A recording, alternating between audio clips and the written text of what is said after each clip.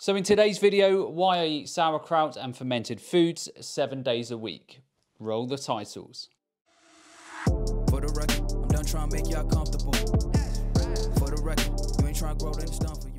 Hey everyone, welcome back to the channel. Before I jump into the video, just a quick reminder as always that I'm now offering the SIBO organic acid stool tests and consult via my website. So if you have any health or digestive problems, then consider taking these tests as they will provide a lot of very detailed information upon which you can start making informed decisions and then start getting your health back on track. And on that bombshell, to the video. So fermentation is a natural process through which microorganisms like yeast and bacteria convert carbs such as starch and sugar into alcohols or acids. The alcohol or acids acts as a natural preservative and give fermented foods a distinct zest or tartness. Fermentation also promotes the growth of beneficial bacteria. Now, fermented foods are a great combination between pre and probiotics.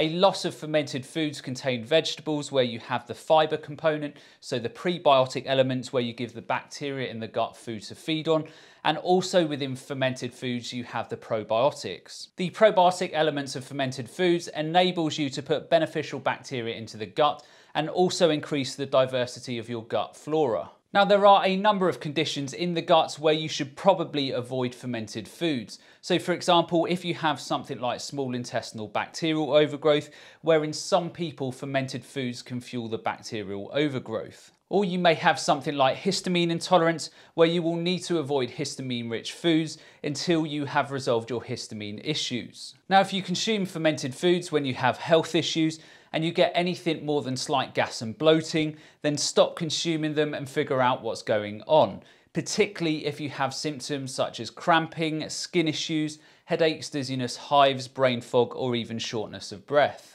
These are symptoms that may indicate that you have significant gut issues, and I would highly recommend that you reach out to someone to help you resolve these issues. So with all of that out of the way, let's discuss some of the main reasons of why I consume fermented foods every day of the week. So number one, fermented foods help with nutrient absorption. So you consume fermented foods, it increases the bacterial diversity in the gut, and in doing so you are better able to break down fibre and other compounds in the foods, such as oxalates and histamines. The process will also help you with nutrient absorption in that if you have digestive issues and you are struggling with the so-called anti-nutrient compounds in fruits and vegetables, then fermented foods can help break down these in the gut. By doing this, your access to certain key nutrients will be increased and you won't run into deficiencies. It's a bit of a chicken and an egg situation.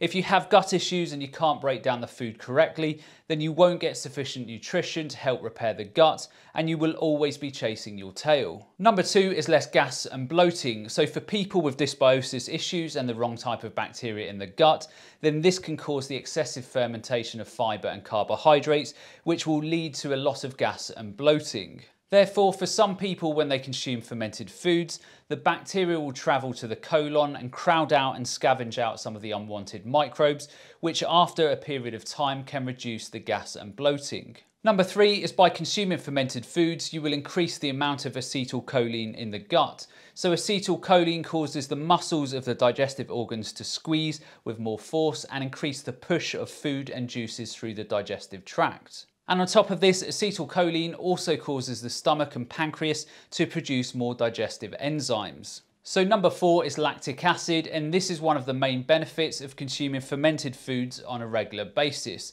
So beneficial bacteria in your gut secrete lactic acid, and also fermented foods cause high levels of lactic acid in the gut.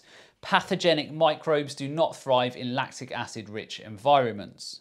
Lactic acid also plays a role in your immune function and with the absorption of a number of different nutrients. So quite simply, consume fermented foods and it will be more difficult for pathogenic microbes to create dysbiosis. Number five is that many fermented foods are rich in vitamin C, iron and also zinc. So for example, sauerkraut on a relatively small portion can provide the body with up to 10 times your RDA for vitamin C. Vitamin C, iron and zinc are super important in terms of blood health, immune function and also DNA repair.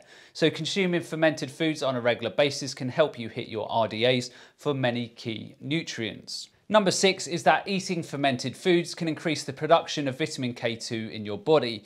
So you eat fermented foods and this helps your gut bacteria synthesize K2. Vitamin K2 plays a central role in the metabolism of calcium, the main mineral found in your bones and teeth. K2 activates the calcium binding actions of two proteins, so matrix GLA protein and also osteocalcin, which help to build and maintain bones. So consume those fermented foods for healthy teeth and bones. And finally, number 7, consuming fermented foods can help regulate your immune function. So since the balance of bacteria in our gut influences the balance of our immune system, an unbalanced bacterial flora, for instance, with too many opportunistic pathogens, can shift the immune system to an increased inflammatory state with a so-called leaky gut. This inflammatory state may then affect other body systems and increase the risk of obesity, type 1 and type 2 diabetes, and even depression. So that's the end of today's video. I hope you all enjoyed, and as always, remember to look after your body because it's the only place you have to live. And I'll see you next time.